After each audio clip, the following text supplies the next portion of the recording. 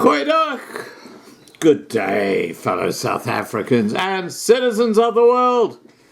And let me just give you some very interesting information. And this is a huge shout out to Mark.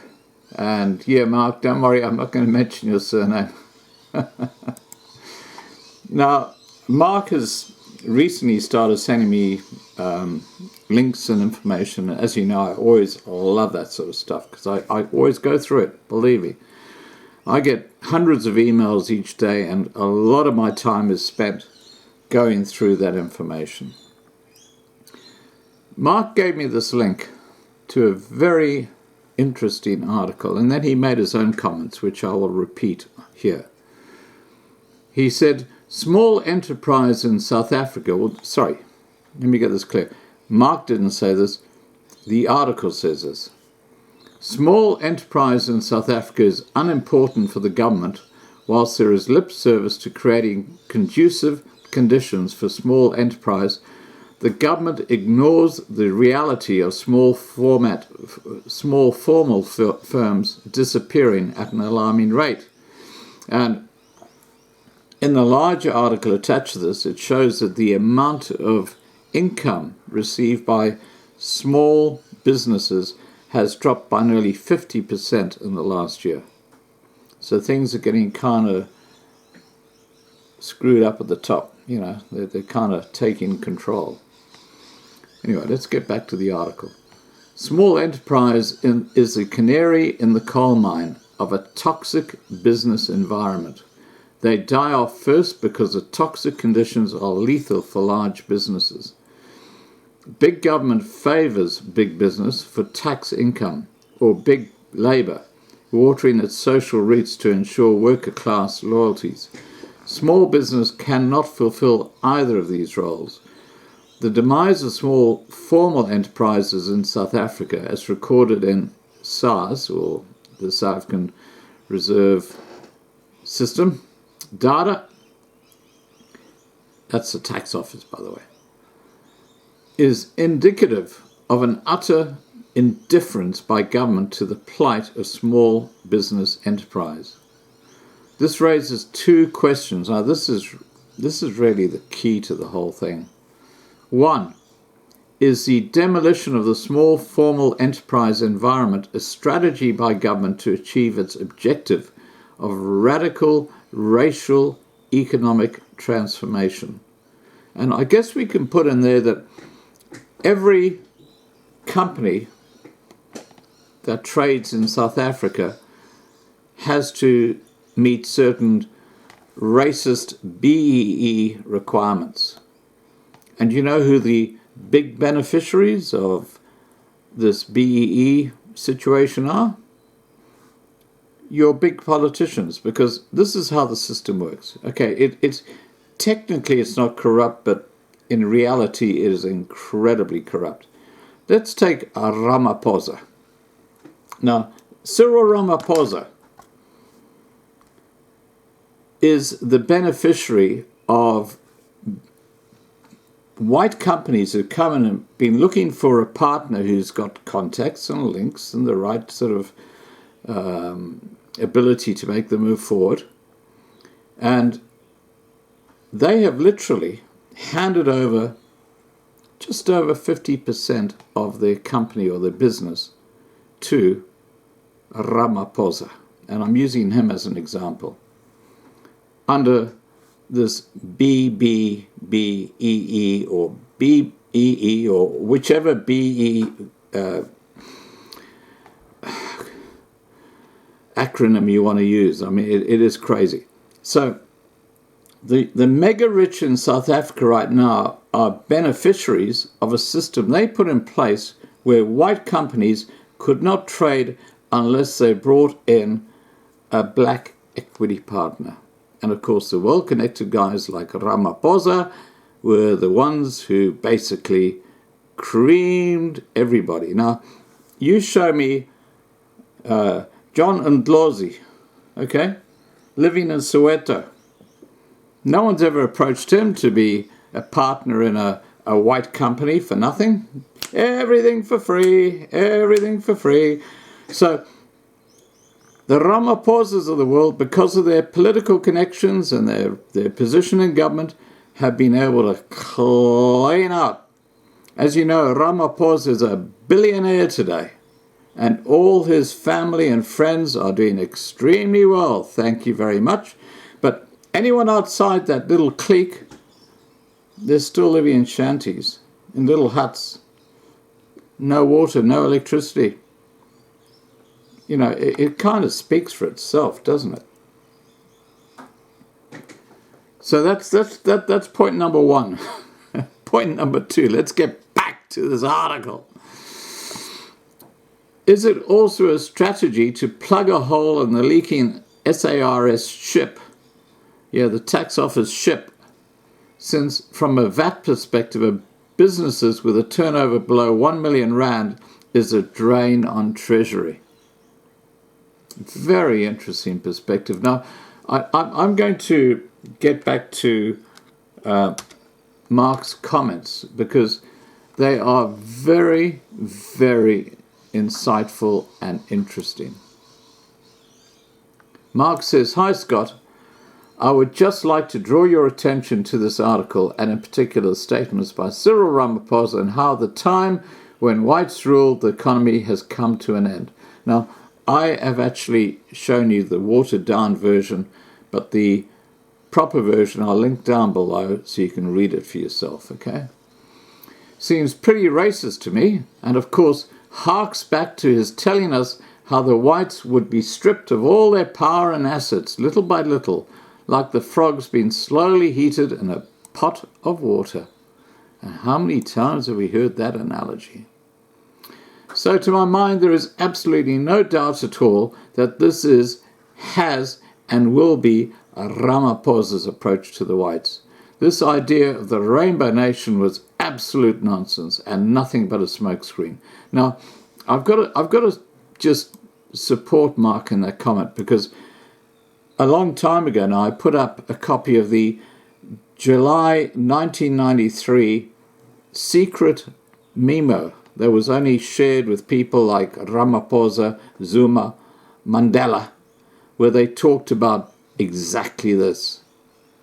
This is before they took power in 1994. It is quite extraordinary.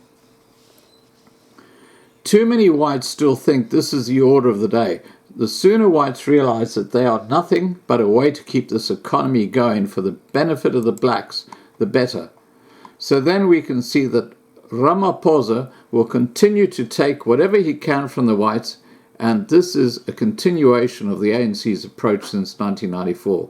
What does this mean? Now, before we go on to that, Ramaphosa is a huge BBBEE beneficiary, being a director in white-owned companies so that those white-owned companies meet their BEE requirements. He didn't put 1 cent in. But he's a billionaire today. Why do you think he's so happy with the situation? You know, the whole system is just so corrupt, and it's legally racist and corrupt. That's what's happening in South Africa right now. That's what BEE is.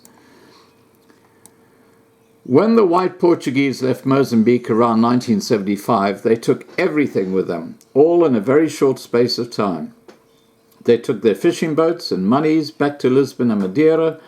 The ANC saw that without monies and businesses that a country like Mozambique would find life very difficult. As we know, Mozambique has had minimal improvement since 1975. So the ANC decided the best way forward would be to slowly, bit by bit, take whatever they can from the whites rather than scare them where they can and take all the capital and knowledge before they take all their capital and knowledge out of the country. Now, as I mentioned before, I went to a school called Michael House, and someone who I knew very well came from Mozambique, and his family had chicken farms there.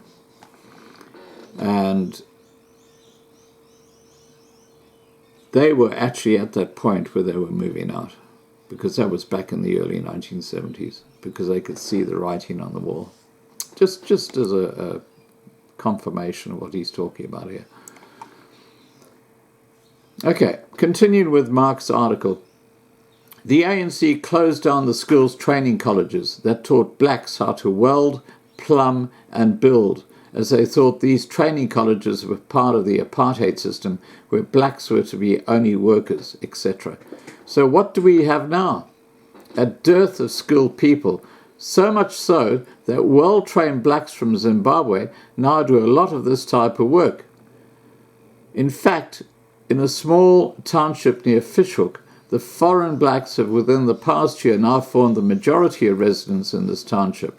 The Zimbabweans work well, and almost every single white plumber, builder, electrician employs only Zimbabweans. No wonder there is xenophobia in South Africa. The jealousy between the black tribes is palpable.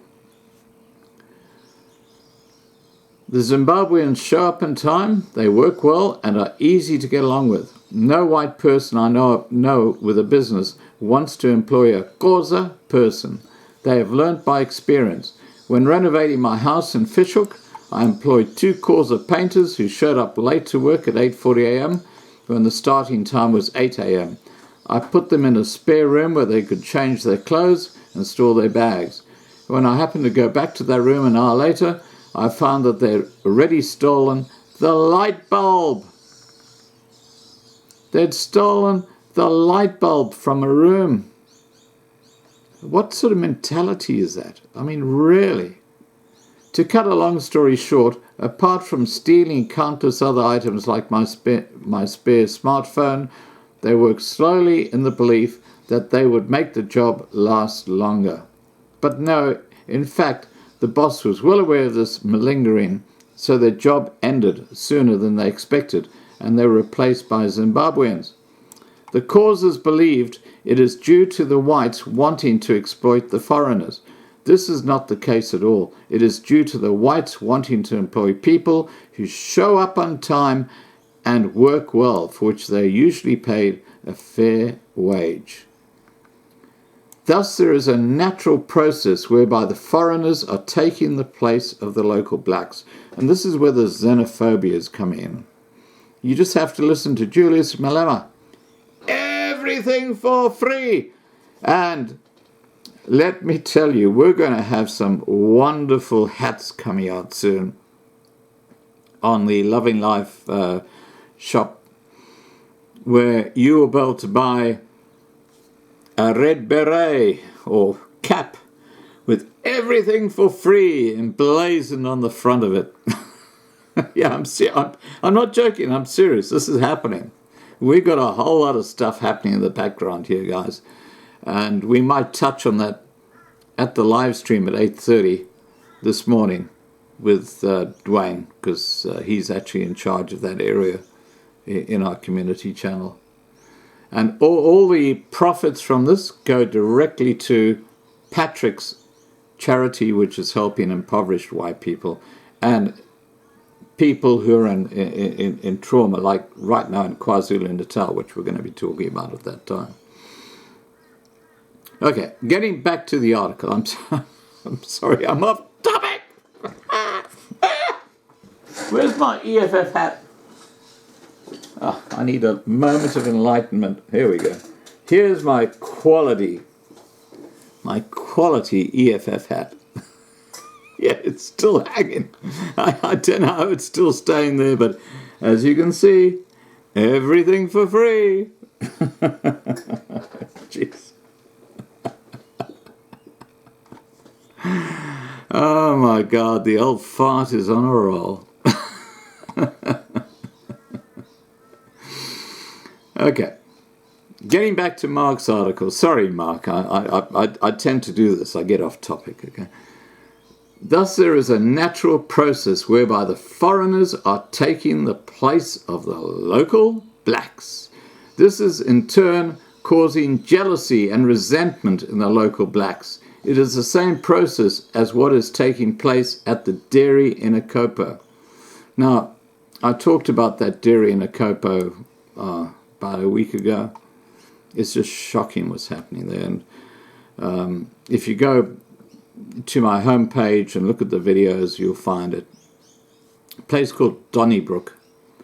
It is quite extraordinary. You know, the level of brutality, violence, and just vindictiveness amongst the local black Africans is extraordinary. Okay, let's get back to Mark's article. The problem is that the whites will not tolerate the attitude and work ethic of the local blacks, so that sooner or later they will refuse to employ them. Either that, or they had rather close down their business. As time goes by, the whites will find that it is simply easier to close down their businesses and emigrate, and truly that is my best solution for them.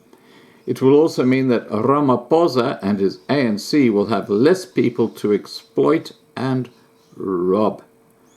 You know, you've got the most corrupt government, I think, in the world today right now. And we're talking about all levels of the bureaucracy. And they're doing it because they know they get away with it. No one has ever been brought before the courts when they're a senior politician or a member of parliament. It is just extraordinary. Mark my words, with every year that goes by, there will be less and less revenue for the government to collect, along with a greater shortfall in government budgets going forward. Well, the shortfall already is huge. And you just have to look at what's happening with Eskom. I mean, Eskom is a disaster.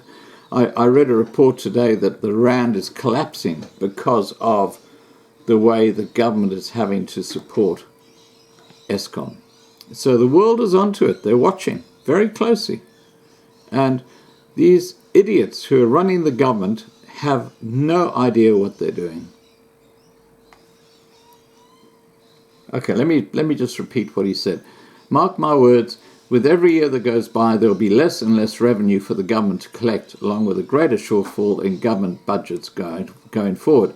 We are soon to become Zimbabwe.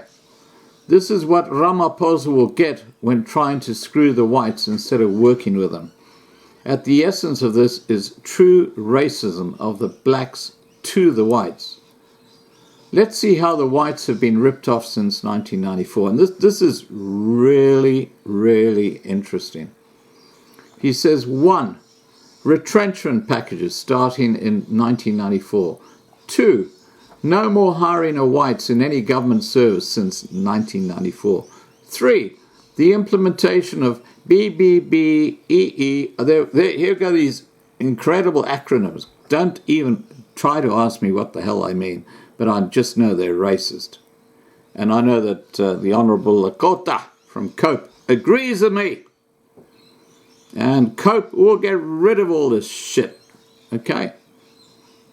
3, the implementation of BBBEE so that only blacks get hired. I would love to see the overall employment figures by race in all government departments. Do they correlate to the percentage of racial groups in South Africa? No. I don't think so. Thus, it's all one-way traffic. No fairness here, or the so-called rainbow nation. And you might just hear the rainbow lorikeets outside with their chirping. I know this is totally off topic, but I did put a video up earlier where I showed you the rainbow lorikeet in the tree just outside my man cave. Yeah, this is a man cave.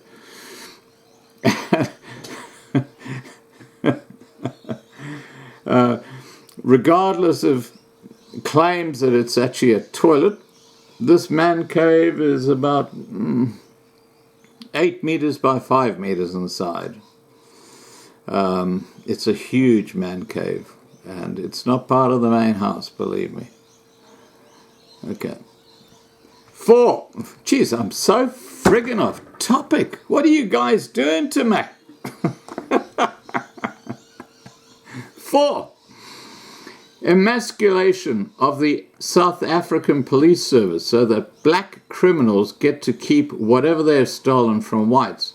Because let's face it, the crime is mostly one way. I mean, when did you ever hear of a white person going into a black person's house to steal or rape his wife or daughter? I can't recall even one incident over the past 25 years, and you're not alone. I don't think there ever has been one. And this is why nothing will ever happen in the police or justice system. This is why there are no prosecutions of criminals, except if you happen to be, what was his name? The fellow who used to run, the Blade Runner. What was his name? Anyway, you guys will tell me what his name was, but do you remember that epic trial that he went through? And, you know, I totally agree with the outcome of the court case. I think that the prosecutor who pursued him and got him to have an extended sentence did exactly the right thing. But what happened to doing the same thing for black criminals? It's just not there. It's just not there. Okay, getting back to Mark. Sorry, Mark. I'm just just throwing in my comments. This is why there are no prosecutions of criminals. To prosecute criminals would be to stop the process of stealing from white businesses, white cars or property, and white farms. It is that simple. All part of the main plot of boiling the frog. So then, what do whites have left? Only their own businesses and not much else. They are taxed on this to provide monies to feed everyone else. Yep, huge social support for tens of millions of black people, and largely coming from the tiny white community. The best thing a white person can do, therefore, is to leave the country and make a life for themselves somewhere else, where they are not perpetually robbed, attacked, and deprived of future employment on a fair basis.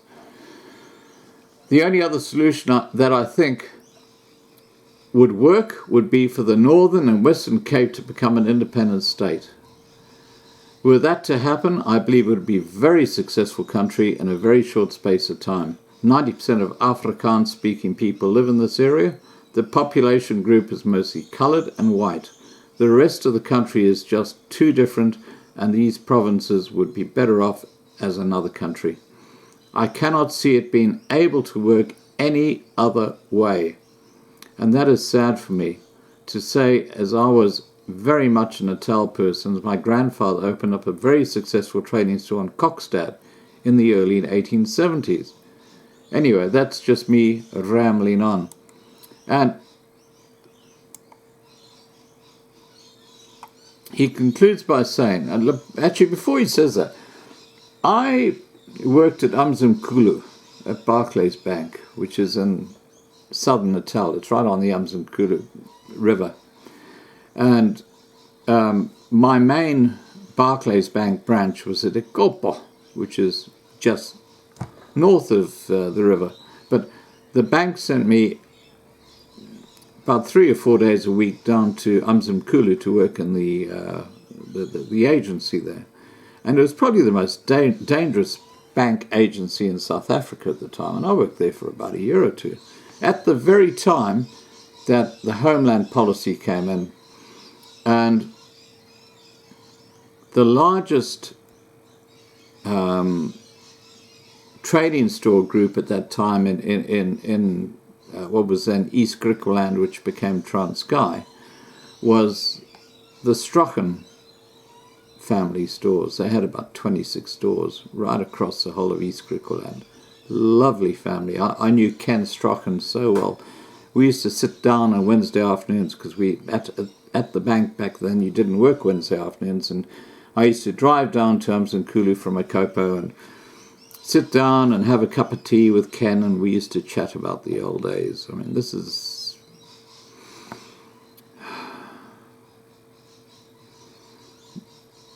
This is 40 years ago, no, 40 years ago now. 40 years ago. Wow. But, yeah, look,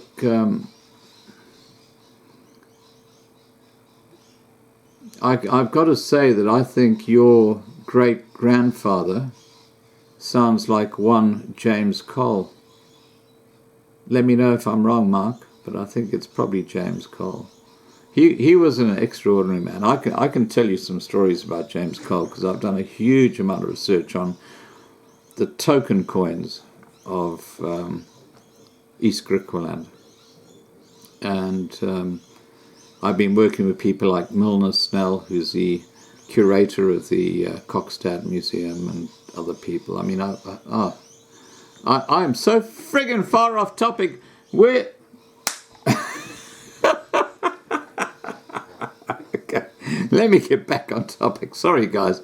It's just the old fart reminiscing. You talk... This is so funny because...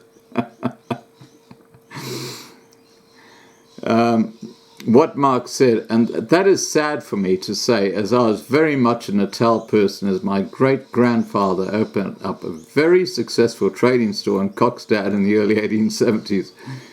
Anyway, that's just me rambling on. Well, guess who the greatest rambler on is in this channel?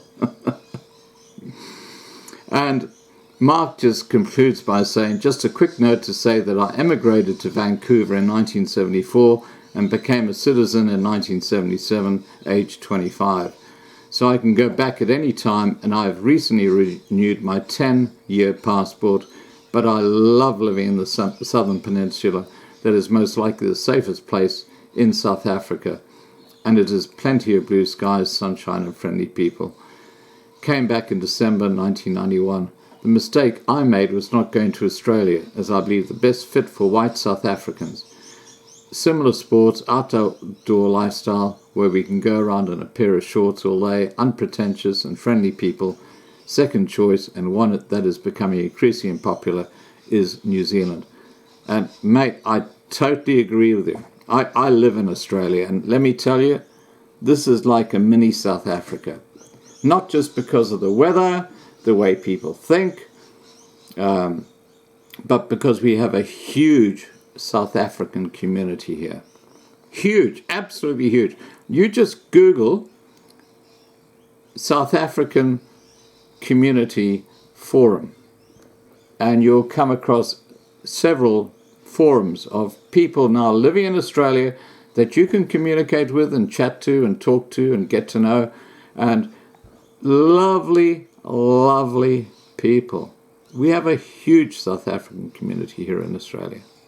All right, guys, look, I've rambled on enough. Please don't forget, in about 2 hours, less than 2 hours, geez, I better get going. I'm going to be having a discussion with Dwayne and with Patrick, and we're going to be talking about what is happening in KwaZulu-Natal, because Patrick is right on the ground there in KwaZulu-Natal. You've seen my videos talking about the terrible floods they're having and the disaster that's going on there. So please join us. I'll put the live stream channel directly below this link. Take care and have a lovely day. Bye for now.